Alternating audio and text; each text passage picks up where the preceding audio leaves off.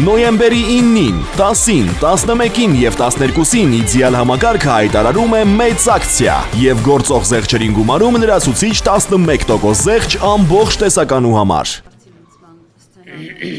Ձեզ համար պարզ է, կան ադրբեջանական անկլավներ, որտեղ 2022 թվականին դուք հերքում էիք կտրականապես դրանց գոյության մասին եւ ասում եք, որ իրավական հիմքեր պետք է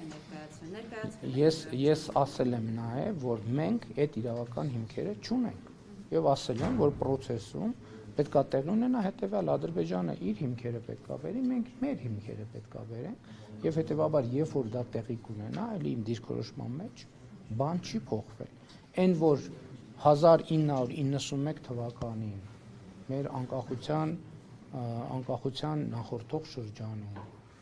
Հայաստանի Հանրապետության տարածքում եղել են կոնկրետ գյուղեր, այդ գաղտնիք չի։ Ես այդ գյուղերի մի մասը Իջևանի շրջանում են եւ ես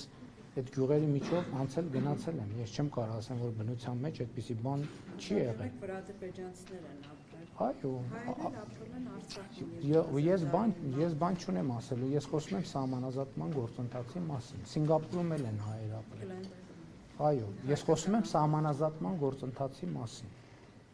Շատ տեղեր են ապրել եւ ապրում, բայց մենք հիմա խոսում ենք սահմանազատման գործընթացի մասին։ Ստացել եք այդ իրավական հիմքերը։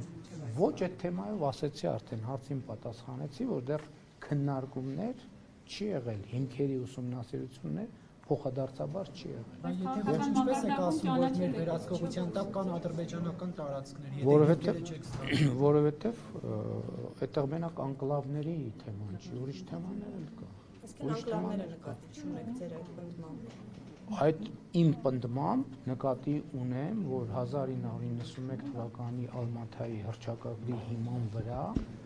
մեր տարածքային ամբողջականությունները պատկերացնելով մենք ունենք խնդիր եւ որ մեր տարածքներն են օկուպացիայի ներքո եւ որ իրենց տարածքներն են օկուպացիայի ներքո որոշակի։ Ես հիմա եթե որպես ձեր հարցին պատասխանեմ, պետքա